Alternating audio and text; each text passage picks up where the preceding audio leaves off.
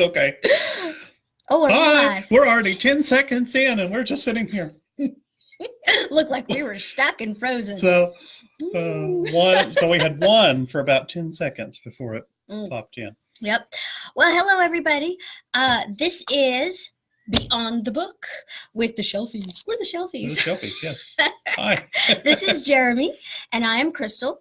We work at the Eastern Oklahoma District Library System. So that is part of the Jim Lucas Checotah Public Library and the Muskogee Public Library. I work at the branch in Muskogee. Yeah. So this is our first, technically the first Beyond the Book live discussion about the book, Mortal Engines, and the movie. Mm-hmm. I have them too because we both came prepared. Hopefully prepared. We are hopefully prepared. Yes. So,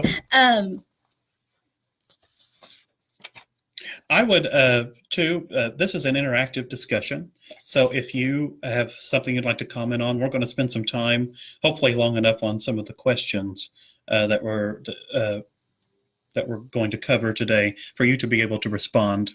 Yes. In the comments. So we may run a little behind just because sometimes the comments run a little behind. So right. Share your thoughts. We'll give you a couple of minutes here. We'll kind of probably start a little talking about some of the book and the movie, but we're going to give you guys some time to log in and introduce yourselves. Please introduce yourselves in the comments on the side, and we'll say hi as you log in. Yes, and I have to say,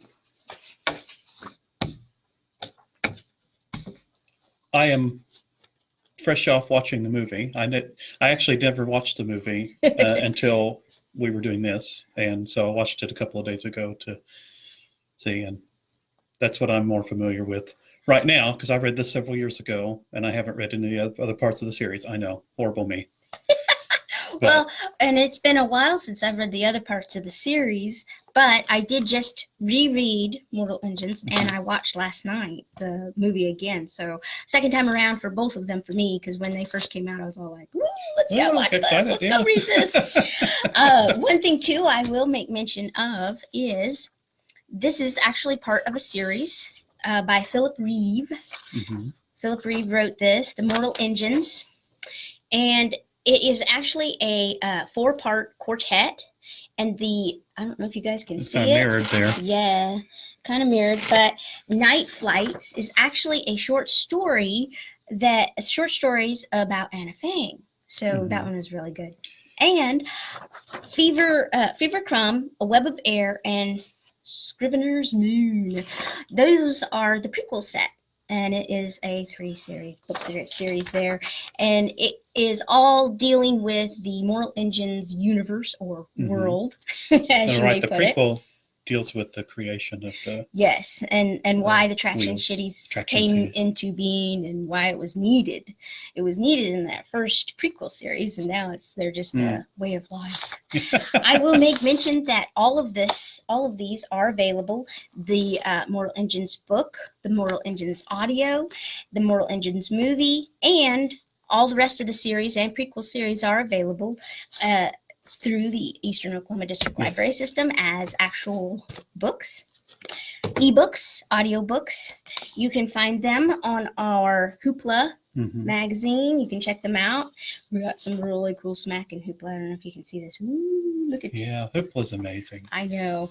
That's where I was helping prepare. I was listening to the audio on my travels through town, and and it was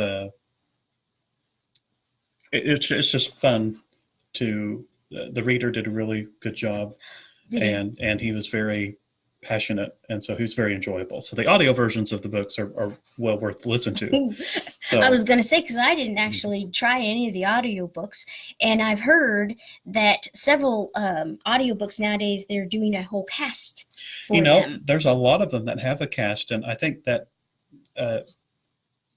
is good. If you get a good performer, they can do all of the voices and all of the inflection really well. Some of them they need they need multiple people. Some work. When they a male voice tries to do a female voice, and they really try to get really high, and that's when I start. Just make a softer inflection, in your voice. Either that or just don't do it at all. Well, yeah, and But you can edit your voice without and still keep it in your range without trying to do the and I went over here. Or being really I can't go very deep. Can I go off topic for just a second in terms of audios while we let people come in? I forget which one it was. City of Ember. It was. I was listening to the audio. The reader was so good that when she did the mayor of the city, I could not listen to it because she personified. And you're like spit all over the place, and I just could see it flying out of his mouth, and I'm like, okay, oh man, yeah. So some of them do too well, and you mean. It's repulsive. It made you repulsed, and you're like, okay, skip. Yeah. I don't want to listen to this guy. So, luckily, there wasn't much of that in this. So. Oh, yes, good. I will make mention. I don't know if we don't have any visitors yet. Oh, they haven't named. We have it looks like one person watching. One person, right 2 people. There we go. Yay! And hey, introduce yourselves if you want in the comments on the side. We'll say hi. But as we're going along, halfway through today's live session discussion, we're going to be doing a giveaway. And I'll just make mention of it at the beginning. We're going to be giving away steampunk earrings. I wish I could have them. Are yours pierced? One of them was. I don't think it's much pierced anymore. We're going to have a question from the book, actually. And if you get the answer right, you will get our giveaway. Well, the first person, I suppose, who gets the answer right. Well, I guess we could. Yeah. I tried to pick a good question that was pretty easy. I don't know. The first person who gets it right, we can do it that way. Yeah. And it is earrings, so, but I mean, if a guy gets it, hey, gift, girlfriend, wife. Someone in your family surely likes the series, or it's like steampunk earrings. So. Yes. And that's another thing that I was going to kind of talk about as well is the fact that this was sci-fi, post-apocalyptic, but very steampunk. Yes, and they made definite mention of that when, how they lost, some of the newer technology. They had this new technology, but they were so advanced in the past, and now they're back to this steampunk type. Which is what steampunk is kind of like. It's kind of a Victorian era, but with futuristic technologies and steam technologies, which is why it's, which of course, all the airships and Airhaven. I love anything with airships. I like. Oh, so yes. I think airships are cool. So. I just like airships. Well, I like the design and the the designs. Speaking of designs, what did you think after reading the book and then watching the movie? How did you incorporate your imagination of what they looked like as to how they portrayed them on the I thought screen? I was actually impressed with that. That's what I was most impressed with the film. Yeah, was the way, and I think it's Peter Jackson that did the Lord of the Rings. They did Lord of the Rings, and he's always been good visually. I mean, he can set the tone. And I thought, seeing especially that opening scene where London is after another town scoot away. Yes, that's a very good hysterical definition. I was cracking up. That was supposed to be tense. I'm probably, but I was sitting there and they're going, little bugs, Right. But the whole massive city just coming toward, and I thought it was very well done. If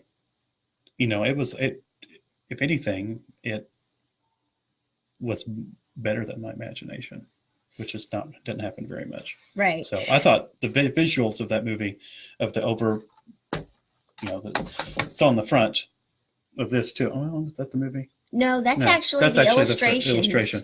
But which they have there's a big book actually it's called The Illustrated World of Mortal Engines, and there's some really pretty pictures in there, and they had a lot of different illustrators when the book was coming out, or when the movie was coming out. I think they were redoing all the covers, and so they asked all these illustrators to give their rendition, and then they chose the best one. But anyway, so all of those got combined into a book. So that was pretty cool. Awesome. We'll have to look into getting one. I know. Sorry, folks, the library doesn't have one of those. Not yet. But I really liked this one guy's illustration of Airhaven. I thought Airhaven was such a cool little bit city in the sky, and this one was almost like the one in the movie. It was the round, and of course the movie had a lot more to it, and this one just has one sphere, kind of spherical. But let's just say, movie visual art, they're expressing what they feel too, and they're probably under direction from someone to express it a certain way. But I feel that that's also kind of a form of that. Yes, and I like how it in the movie it almost looks dirty, not necessarily dirty, but it's been patched together. Right.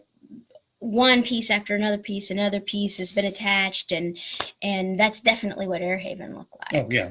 Yeah. So. Yeah, and that's one of the things we could talk about in the book too. Yeah. In terms of, we'll get to that. I'm going ahead. I'm sorry. No, definitely. Oh, we've got another viewer. Hi. Hi. You can introduce yourself if you'd like. All right. And of course, we should mention too, this video will be up after it's over. Oh, yes. If you respond, if you watch this later, we will be on here. We'll respond to you.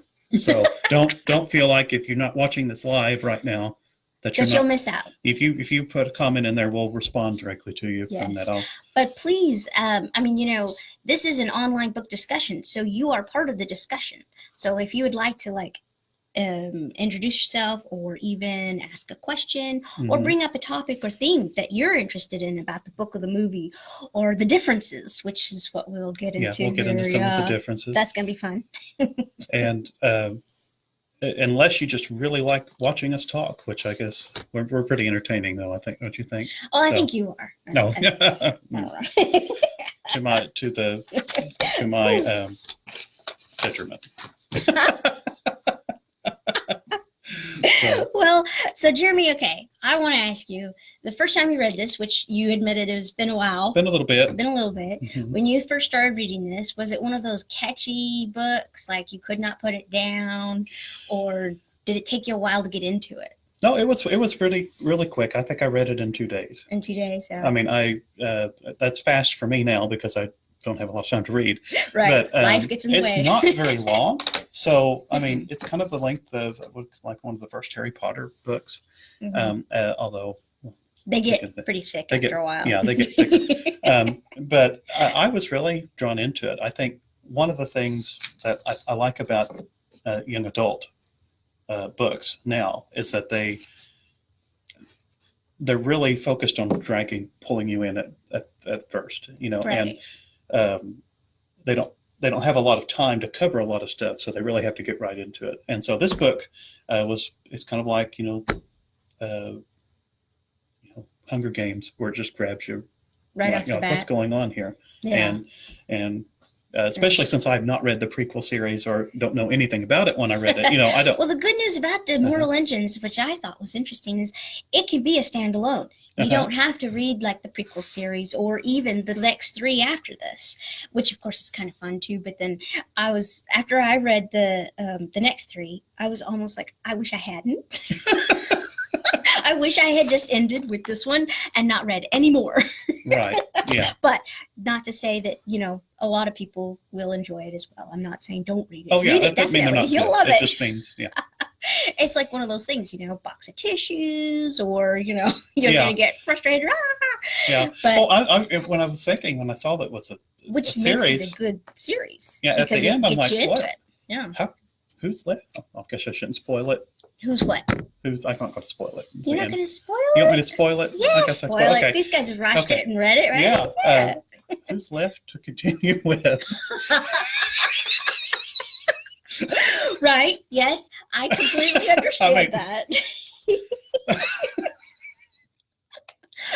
The interesting thing is, in the second and third and the fourth books after Mortal's Engines, Philip Reeve brings back some characters that you weren't actually introduced to in Mortal Engines, but in they talk about in the prequel series. And of course, the thing about that is, it's like 1,000 years distance. Like the prequel, Fever Crumb, and all those were set like 1,000 years before Mortal Engines. And of course, the character Shrike, he appears at the in end. the prequel Yeah, series. tell me that. And of course, he's slightly immortal, but he's that he can survive, and he did survive for thousands of years. Reanimated Yes, robot. the resurrected man. The resurrected man. Yes. Okay. Yeah. So, but yeah, it pulled me in. I didn't have a problem. The pacing of it is fabulous. Yes. So which is interesting because the pacing of the movie and the very beginning of the movie pulls you right in too. Oh yeah, I think the beginning of the movie reflected the book really well. And in fact, I would think just a touch more. And don't shoot me. I know you're probably going to. I think it did better. And not very many times I say, well, the movie did this better, and the movie was better in this way. But there are some aspects of the movie that were better, and I think grabbing you, as grabby as this was, I think the movie just kind of. Oh, I agree, because I was going to actually mention that because I started watching the movie, and I loved the fact that they introduced Hester Shaw so quick. Now, of course, some people might not like that. They might like the fact that in the book you don't actually see her or get introduced to her until she's actually there. Trying to stab Tom is the main, right? And it just it's a very short scene of London eating Salt Hook, and the movie just expands that scene, right? And it kind of plays into it draws you right in. You're like when she says it took me 2 years to get on here. It kind of lets you know that her attention. And so she is a main character in the book. So I didn't think it wasn't a problem for me for her to appear because she was in the city. Right, yeah. And I think for me too, when I first started reading the book, I couldn't put it down, and I actually did not get any sleep that night because I read all the way through, and I finished the last page, and I went, whew, and I looked up at the clock, and it was 3 a.m. I did that all the time, and I can't do it very much anymore. It seems like with my daughter, I get distracted. So. Yeah. But, well, Yeah. But I thought it was very well done, grabbing you, getting you involved in it. My next question is, would you recommend this to anybody? Oh, yes. Okay. I think I have been, I have been really impressed these last few years with young adult literature. And they're giving teens and young adults something to grasp onto. That's not Nancy Drew. Nothing wrong with Nancy Drew. No, but you jump from Nancy Drew and then you go into the adult fiction. There wasn't a lot in between that was substantive. Of course, there's a little bit because one of my favorites, like Ursula Le Guin's Earthsea series, was a good in between. Right. Yeah. But there's so much in here to get people thinking, and so even adults. So yes, I'm surprised at how many adults read this, and I would recommend this to anybody, an older teen. Even top two, my mom. I would have my mom read this. She's not as much of a fantasy sci-fi. Right. Neither is my mom. I told her what we were going to be doing for our first online book discussion, and she was like, "Well, what's that about?" And I told her, it's kind of a post-apocalyptic, steampunky. Mm-hmm. And she goes, oh, okay, well, I wouldn't be interested then, would I? And I'm like, no, you'd love it, Mom. You really would. So, she's like, yeah, you can tell me a little bit about it, but that's it. Yeah. So, my mom introduced me to fantasy, so she was not a big fantasy reader, but she read a little bit of it. But I would recommend this to anybody. Really, that had an interest in this type of stuff. I think teens, older teens, and young adults in particular are drawn to steampunk right now, and I think there's just a big fandom there right now. Right, and there is, yes, yeah. I was going to ask you what you thought of the whole Mortal Engines title. What do you see that theme throughout the book? I mean, that mortality. I mean, obviously everybody is mortal. Everybody dies, everything. But in reflecting on the municipal Darwinism and then the mortal engines, predator eat prey.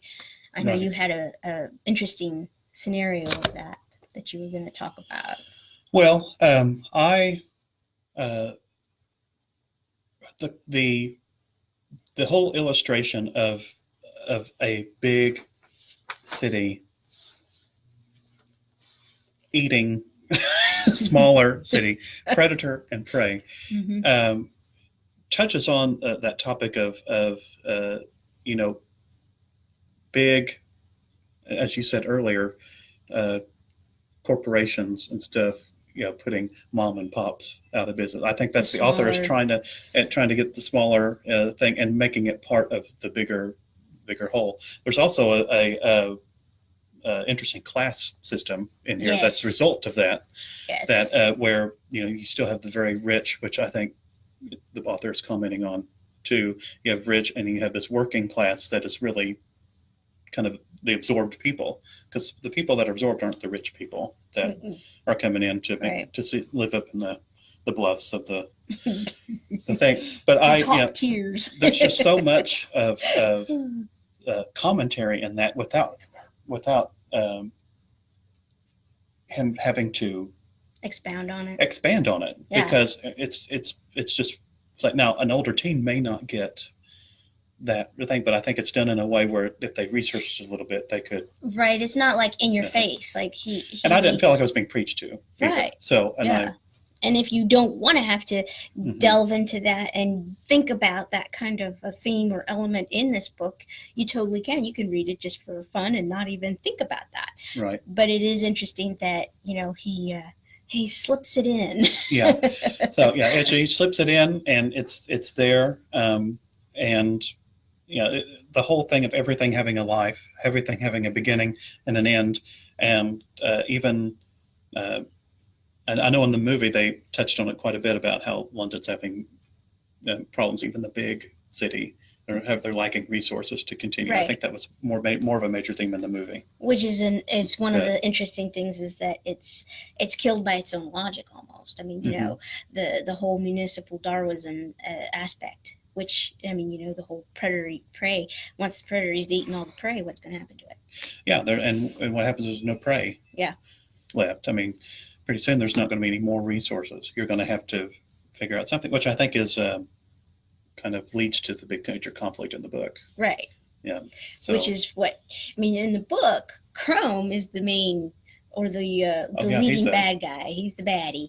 I mean, everybody, you think at first you're like, it's Thaddeus Valentine, you know, but it was actually Magnus Chrome who was kind of pulling the strings. And I really enjoyed this one guy's review of it. He said something about how Catherine and Bevis. It's not Beavis, it's Bevis. not like Beavis and Butthead. It's Bevis. It's Bevis, yes. He made a point that Bevis and Catherine found out that he was a tool, and then he in parentheses it goes, you know, excuse the pun here. Yeah. There's a lot of the. He was being a tool, but he was also Chrome's tool. Right. And I love his use of. I didn't think about that earlier, but there's a lot of parenthetical statements that are hysterical, and I think it's kind of an aside, and he just does that, puts that in there. Yes. A little bit. We both read, I guess, the same review. Well, yeah, and one of them said the movie was almost really good. Almost really good. It almost had, Peter Jackson had an almost really good movie, and here's why it's not. So I thought the movie was good. Yes, so. I did too. I enjoyed one of the main things that I really liked, which of course we talked about a little bit already, was the whole the cities, the world. You know, I thought he did a really good job. He was very articulate, meticulous in creating the London and all the little cities and even oh gosh, what was it called? The one that picks them up in the movie. Oh, I forget now. And it looks like a caterpillar or a centipede. Remember? Oh, yeah. The lady with the tea. Yes, the lady with the tea. Yeah. Which of course, the algae tea. I mean, in a sense, though, in the book, they fed him that algae soup. Remember? And of course, that put him to sleep. And right. And I guess they were just trying to play on the British and their tea time, I guess. Right. I don't know. Yeah. In the movie. That was just fun. Yeah, and they grew it in the sewers, and I thought that was hysterical. I love, you know, you talked about Chrome earlier, and I did print out a handy little thing about what's different than the book and the movie. Oh my goodness, so much. And about how Chrome was really just a small character. And then he's killed. Oh yeah, and Valentine kills him off. You need Valentine is the bad guy, and it's that's. They basically merged Chrome's character into Valentine and put the two characters into one, so that they wouldn't have to. And I can understand that with movies, because you've only got 2 hours and you got to jam pack all of this smack into it. You've got to decide what goes, what stays, and what you can move. Right, and what makes sense. How they get, things in the movie where how they get captured in that thing, in that centipede thingy. Yeah, the one city. What was that city called? Oh gosh, I can't remember. Well, after this is over, I'll remember. Yes, exactly. So. And the thing is, the movie totally didn't even have the pirates with Tunbridge wheels. Yes. And the pirate theme in there, which is really steampunk too, because steampunk has a huge pirate element to it. So I really enjoyed that in the book. I was like, "Ooh, pirates!" Yeah. Who doesn't like pirates? Right, I know. Yeah. So. Just as long as they stay in the movie or in the book, Yeah. Well, it is halfway through, so I'm going to go ahead real quick here before we get into more interesting elements of the book. I'm going to go ahead and announce our giveaway question for our giveaway steampunk earrings. Okay, so folks, I don't know if you've read the book, watched the movie, but in the book, it's slightly different than in the movie. But Hester's shawl, her iconic red shawl. In the very beginning of the book, she doesn't actually have a red shawl. What color is her original shawl at the beginning? And it's kind of a double two questions here to answer. Question: who gives her the iconic red shawl? Okay, so we have one. What color is her shawl at the beginning? And who gives her the iconic red? Now, of course, and this is just the book. Okay, because in the movie, she's got the red scarf. Oh, yeah, that's the first thing you see. Which I can understand. I was reading somewhere on somebody's review, and they were like lamenting the fact that she had a red shawl already, and they're like, "Where did Tom? Why did Yeah. And but well, they approached their relationships differently in the in the movie. So, and the thing is, it was iconic, and it's part of her character, and I think for the movie that was probably a good idea. Yeah. I liked the fact that they made her that's her instead of making her reliant on another character to be iconic. I think that was you know what I'm saying? I read too much into things sometimes. Well, so do I. I was trying to keep this a little bit lighthearted here, but I knew you'd bring the deep. Oh, yeah. He's good with that. I'm trying to. He's really good with the deep. Be too deep. Talking about. One thing, if we're discussing about not going too deep, is the fragile ceramics at the beginning. Oh.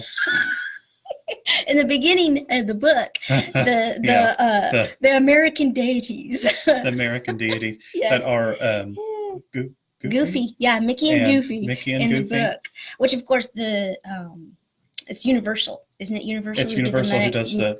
They didn't. It's Universal. Yeah. They didn't have the Disney rights for Mickey and Goofy, so that was perfect. They did the Minions, yes, and it was perfect. Yes, and the way it was presented was perfect in the movie. And the American days. And it was Kevin and who was it? It was Kevin and what's his face? Not Bob. Was it Bob? No, it was the old guy. What's his name? No. I mean, which Minions was it? Because there was actually a little plaque with their names on it. I don't know if you saw that or not. But I don't remember. But I thought it was just. I was more just cracking up. I think my eyes were closed from cracking up. Yeah, you did see that part. Yes, I thought that was quite humorous. But again, that's interesting aspect, and it's one of those little things that Philip kind of threw in to get you thinking. What they didn't have any books, or they didn't have the history about, what kind of religion or religions that were going on in this time, which is our day and age. Yeah. But they had old statues. And well, if you think about what we have statues of. Right. If our world was destroyed for some reason, and nobody some knew, culture came and they saw these statues of, we had a big iconic castle in Disney World, and we have statues of Mickey and Goofy and now the Minions. and you see, would they interpret a store the same way, the remnants of a store? No, or would they say, oh my gosh, they worship these iconic? They had an altar of these. So it puts religion in there a little bit too, and it touches on a lot of interesting. Yeah. But I thought that was hysterical. I know, me too. Yes, and makes perfect sense with our.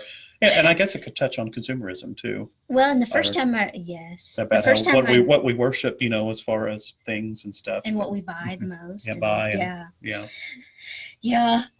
When I first read the book, I didn't even remember the whole Goofy Mickey scene, and when I watched the movie and I saw the Minions, I went, "What? What in the world? That wasn't in the book!" And so, of course, I'm sorry. I was thinking, because I don't remember it in the book either. I was just, I read it. I'm watching it more familiar, and I'm sitting here going, "Wait a minute! Even if they just Minions said that that's hysterical." Book. Yes, it was hysterical, but I'm going, Minions were not in the book, and so I had to go and get the book and, of course, check it out. And I was like, "They weren't. It was Mickey and Goofy." And it's. And for some reason, there's another thing close to the beginning too, and maybe you can clarify. I'm relying on her a little bit too, but I don't remember him having that big collection of old stuff. No, old tech. Yeah. No, it was, and in the movie they kind of made it known that what they were looking for was Medusa. Everybody knew about Medusa, but in the book it was very secretive. Right. And what was it that Tom was finding, and that Valentine needed?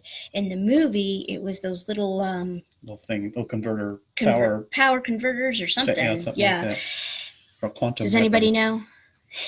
Nobody knows. They can't answer that question for us. Please, if you know the answer it for us. Yes. But yes, in the movie there was a lot less secretive. This is a secret, and what we're doing in the church, St. Paul's, and stuff like that. But in the book, it was a huge secret that the Guild of Engineers were actually technically supposed to be working on the inside of St. Paul's and rebuilding it and making it, back to what it was. But they were actually building Medusa. Nobody knew what it was in the book. And I really liked the movie, though. Speaking of the weapon of mass destruction, I liked in the movie how when she had the chip, which of course in the book she didn't have the chip, but it was actually Catherine who fell against the computer, the keypad, and put in the wrong coordinates and messed it all up, and poof. But anyway, and she unfortunately in the book passes away.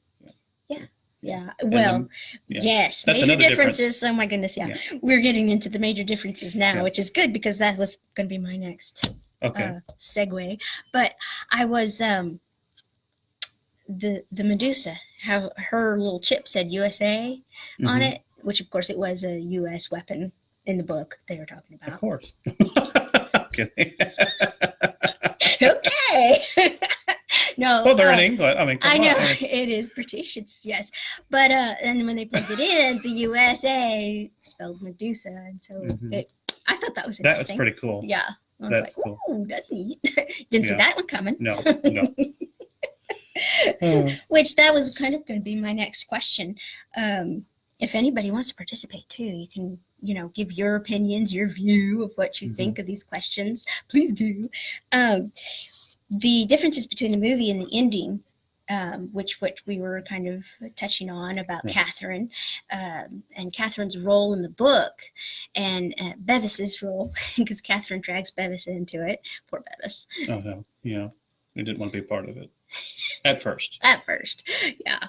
And it was literally them, really, who caused the, of course, Bevis got her up there and everything, but he unfortunately passed away before they got into St. Paul's, and then it ended up being almost all of them weren't even centered on the fact of trying to stop the weapon from happening. They all, because of the characters converged and met, that's what they were centered on. Hester and Valentine, Catherine and Valentine, and then seeing Hester and Catherine's whole reason for being there just, goes almost out of her mind, seeing her father up there trying to kill this other girl. And she just, totally disregards the weapon, which is an interesting aspect. Right. And the idea of family too is in here. And, that's kind of hinted that maybe Hester might that they're be half sister, and one of the, since we're kind of on that topic, and we'll go back into the differences, I promise. There, that may have been something you were going to ask, so I may wait on that. Are you sure? No, go right ahead. What makes a hero? Oh yes. No, yeah, that's another question, but we can do the differences first. This works perfect though to go ahead and bring that up. So what heroism is, and what is a hero? Yeah. Courage, and what makes that? Hester doesn't have much to lose in the way of nothing to lose, which is why and Tom is always feeling guilty. Oh, sorry. Yeah. No. Tom is feeling guilty. Every time Tom does something or saves or helps, he always feels guilty about it because he's for instance, when he shoots down Pusey and Genk. Pusey and Genk, I think, which is Valentine's henchman. He's like, oh my gosh, what have I done? And of course, he's super guilty for killing him. And then he's really guilty because in doing that, it destroys the top tier of London. Right. So it seems like there's a lot of, which I can see why destruction when you decide to help. Is Hester really a hero? Yeah. She has nothing to lose in a sense. Really? She was Catherine, actually I think, forward. could be considered a heroic. Yes, definitely. And Bevis, and because they're making, and even if sacrificing who they are, talking about it, what about Pomeroy? He was kind of heroic, especially there at the end. Even at the beginning, not necessarily the beginning, but when Catherine brings Bevis to him, and he gets them away when the Guild of Engineers are searching for them after that big meeting. Yeah, that they broke into. So everybody was heroic and courageous in their own sense, in their own way in this book. But the main thing is, we've always seen in movies and other books, a lot of the portrayal of courageous acts and things like that. We don't get the sense of like we do with these characters. It always makes you feel good when you've done something courageous or something like that. And in this book and in the movie, it's almost like they don't feel good after doing things like that, being courageous. No, because, part of being courageous and heroism and doing it is you kind of sacrifice part of yourself. And so we when we're looking out on someone and they say, we feel good because look at what they did. Yeah. Look at the good that happened. Right. And so, but you don't, when you're in with the character and you're struggling with them, you see what becomes of them. Right. And the consequences. The consequences of that act. It's a snap decision. Do I do this or do I do that? And then, whatever you've decided on, whatever courageous thing you do, there's consequences for either way. So, and that definitely plays a key element.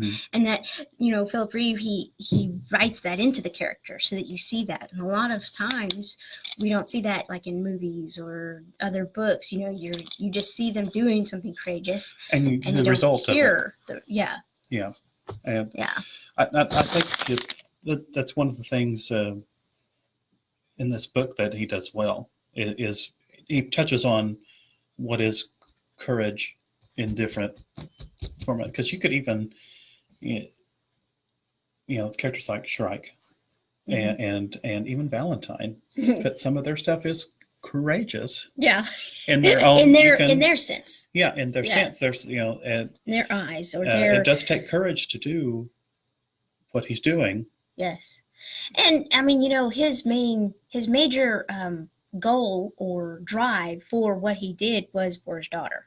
Mm-hmm. I mean, there towards the end, he's going, "Wow, this was a little too much." Right. Yeah.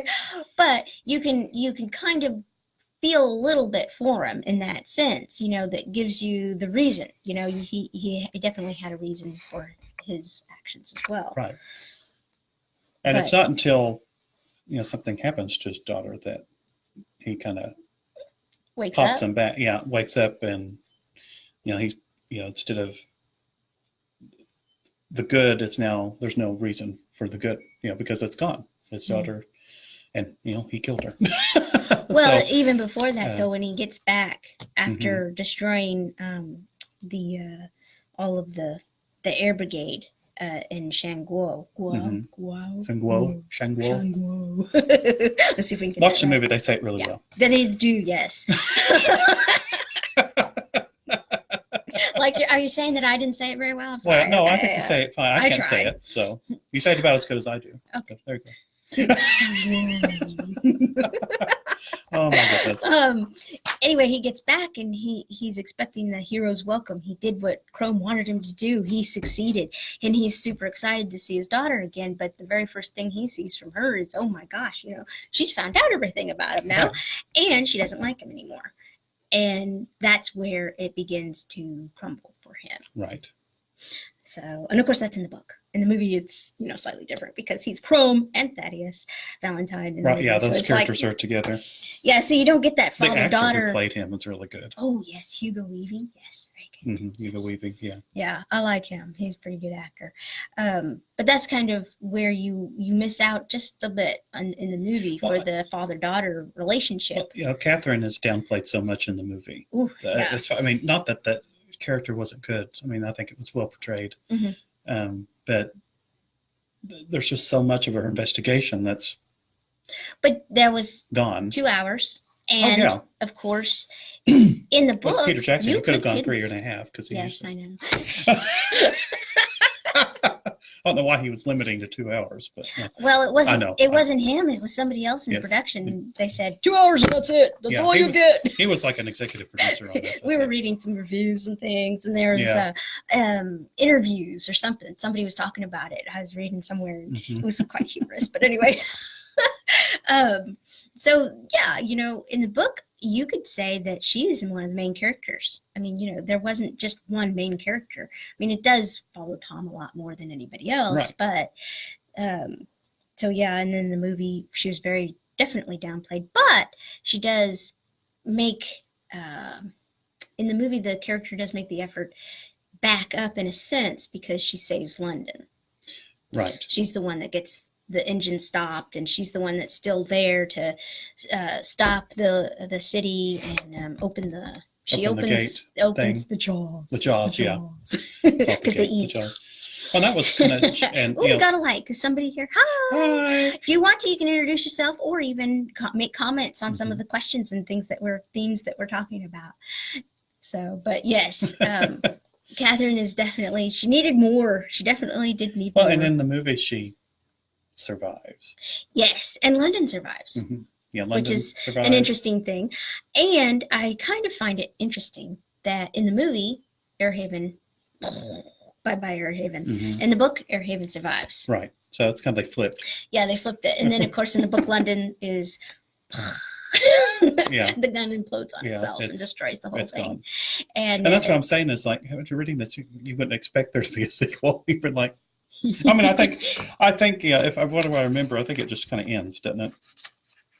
It ends with Tom and Hester flying off in the Jenny Hanover, and hopefully happily ever after. Right, and so if you just read this, you're kind of like, okay. It does. It's almost its own book. Right. You don't have to read more. And so you don't have to read the prequels or, know what else happens. You're like, oh, I'm happy now. They lived happily ever after. They flew off and had a life. And if you want happily ever after, I'm not going to give it away, but. Oh, no, we can't. Yeah, we can't give this is for free at the library. You can come check it out. And all of the others, too. Yeah, you can check out all of them. And they are available online as well. Ebooks, audiobooks. So I have a very important question. Oh, okay. Uh-oh. We're coming up on the end, aren't we? Oh, we are. Like, we got to get going here. I had one more thing, though. Okay. Oh, there's so much to talk about. Okay, go ahead. No, I'll do my question. No, because okay. I did the last one. So I like this question. If you had a choice, would you want to live on a giant attraction city? Or would you prefer the life of an airship captain? Oh, airship captain. Definitely. Airship captain. Definitely, yeah. I mean, even at the beginning, I was all talking about Airhaven, and I have this picture. I'm like, look at this picture. It's so cool. Yeah. So I'm a fool for airships. Airships and anything are just so cool. I mean, I like them when they maintain a ship design too. Yes. And it's not an airplane or even a blimp. Yeah. Blimp kind of.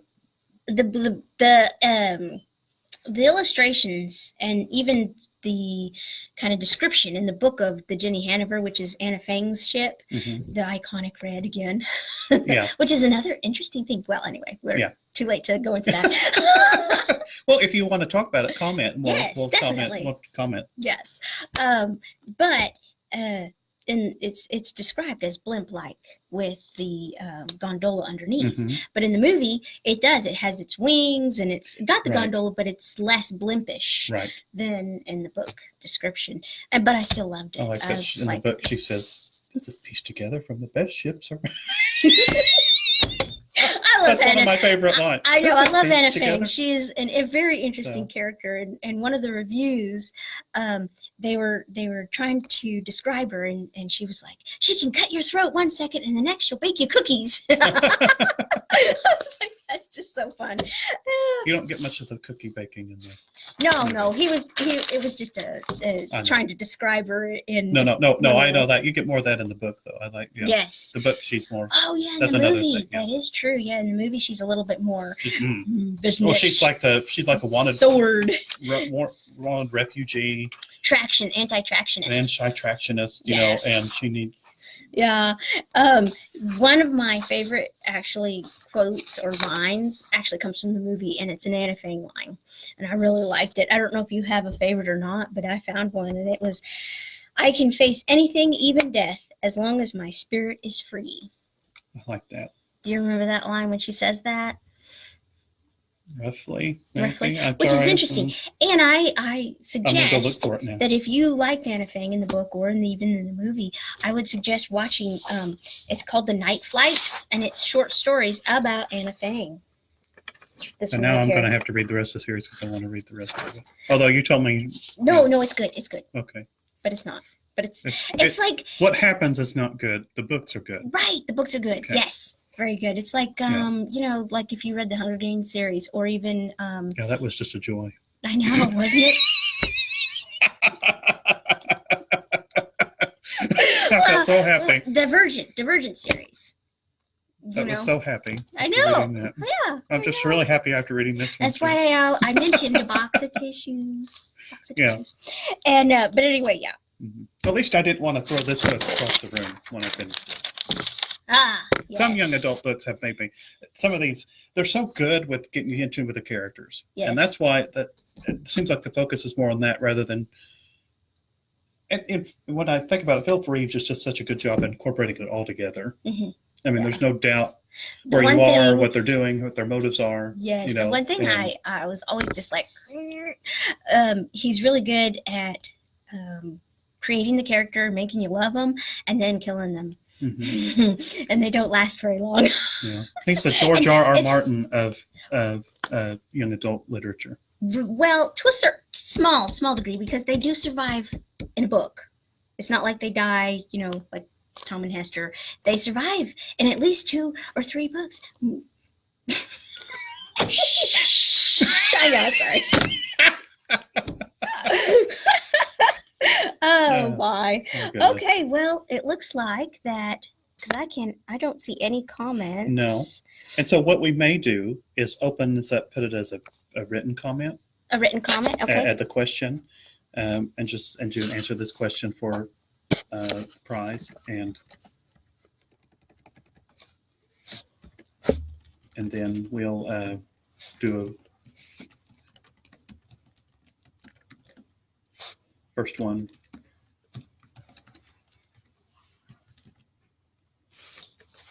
Pros giveaway.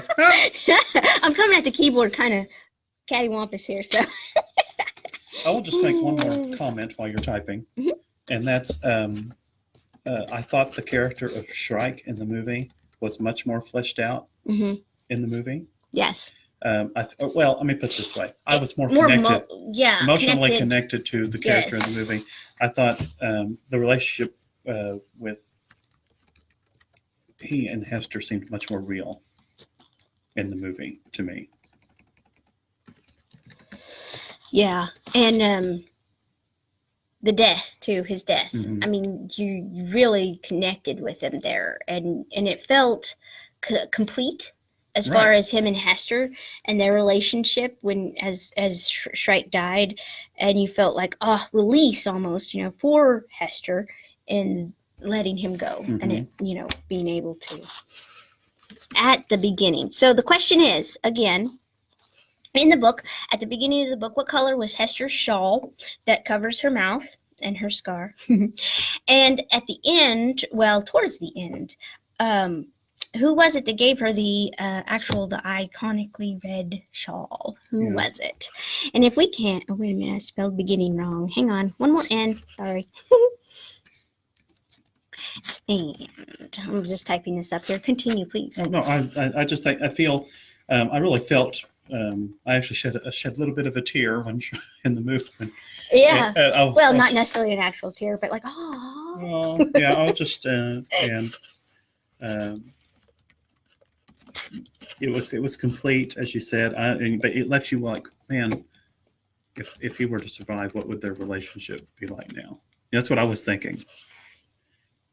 Would he be? Look, there's tons of comments. How did we not see these? Hey, hello.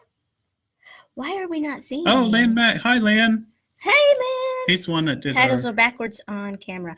Oh, because I have it set. I think there was a mirror thing or something. I thought I turned that off. So, as you know, I'm your marriage.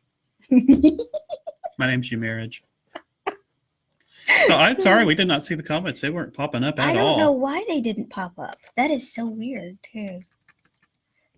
Nope. I could get my phone. A lot better with two of you. Nope. Titles are backwards on camera. Yeah, perhaps we should have had the phone. But anyway. Well, learning. This is a learning. And this is the very first one.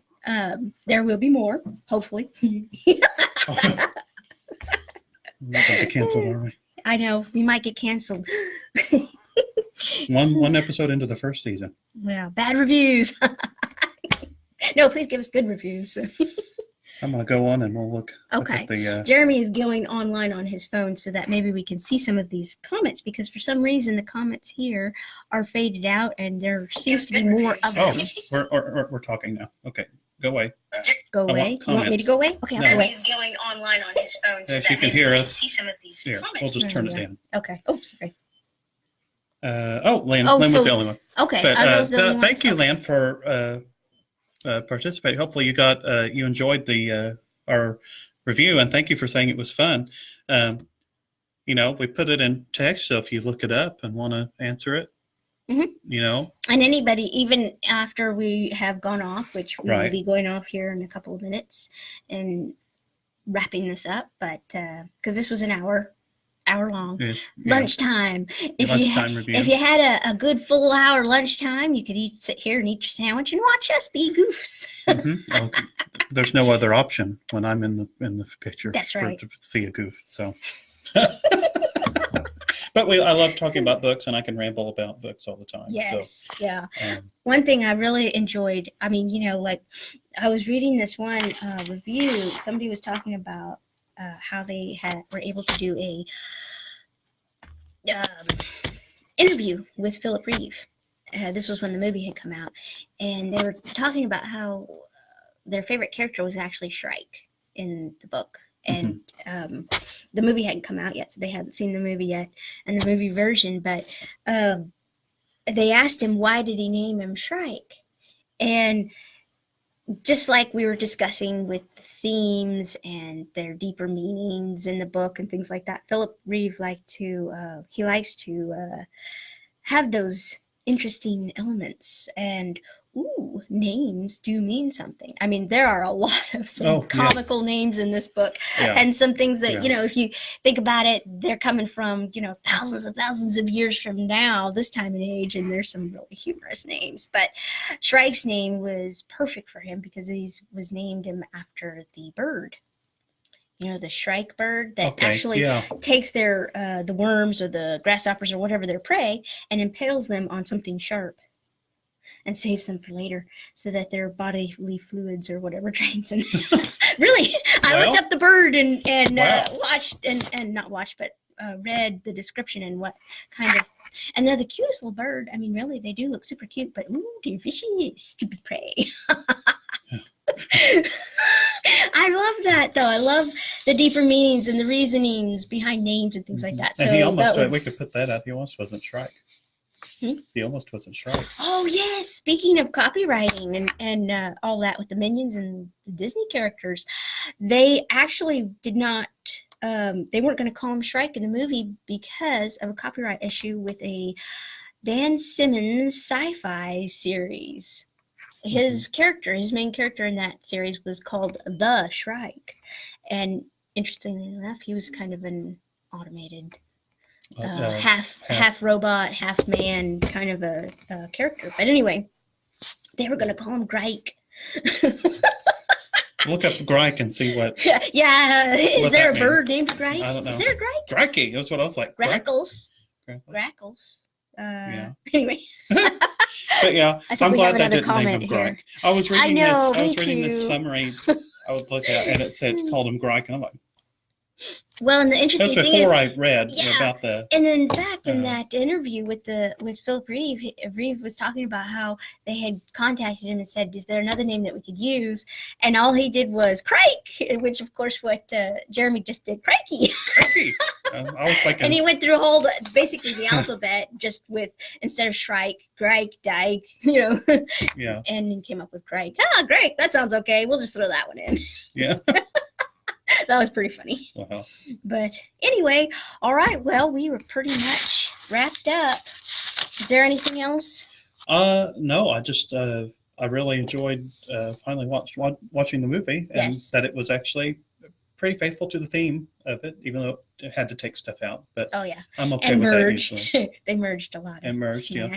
I think it was good, and it made me watch the movie of it. So yeah. Well, thank you, Jeremy, for coming. Thank you for having me. Being a co-host today. And thank you all for watching our very first Beyond the Book discussion online. Hey. Yay. Do you have any information on your next one? Or are you going to? Ooh, no, I don't actually. Sorry. Okay. It's coming. It's coming. We'll put a big graphic. It's coming. It's coming. With eyes. Eyes. It's coming. Yeah. Halloween theme. It's Halloween. So. Yeah. Oh, yeah, that's true. Yes. Anyway, thank you all for popping in and listening to our ramblings. Thank you all so much. It was fun. All right. Thank you, Crystal. Bye. Bye.